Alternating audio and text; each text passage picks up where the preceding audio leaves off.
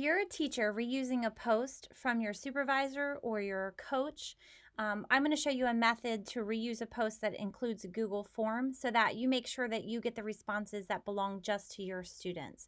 So, a Google form is a way to collect data, and you need to make sure that it's separated out so that only you get the data that your students answer. So, in this case, this is a master class, and I'm going to reuse this post right here. This is all just fake.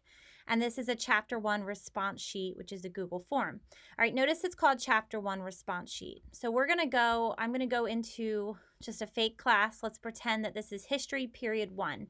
So if you're a teacher and this is your class, so this is my history first period class, I would go to classwork. I would say create. I would say reuse post. And right now, I just pulled from this post before. You may have to go back and select where you want. I want the master class to pull from, and I'm going to use this right here. So I'm going to click reuse. Wait for it. It's taking a second. Okay, as this pulls up, what I want to do is I want to change this form so that I have a copy with my name on it so that it's different. Now, previously, we were having you do it a different way, but there were some issues that were happening, so this should hopefully alleviate any issues. So click on the Google Forms, and what you want to do is to go down to the pencil, to edit, and you're going to go to these 3 little dots, and you're going to click on these 3 little dots, and you're going to say make a copy. So this makes a copy, but it doesn't have the same link, so all the responses don't go together. Call this whatever you want. So I'm going to say chapter 1 response sheet, and I'm just going to do a dash and put my last name there.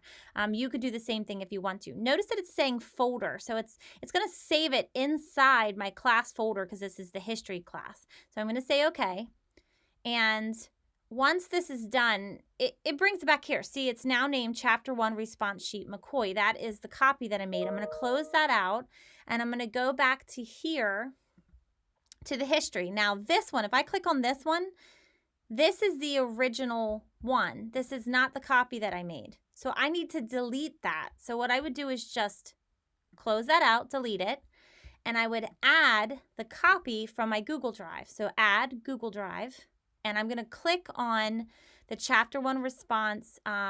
That's McCoy. It should say McCoy after it. I wish that I could prove you. There we go. Chapter 1 response sheet McCoy, and I'm going to click add.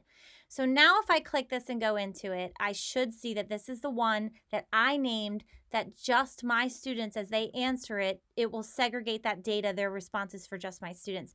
Then all you have to do is check everything over here, make sure it looks good, and when you're ready, hit assign. You can still go ahead and select multiple classes. So if you teach more than one of the same class, you can select that and still hit assign, and you should be good to go.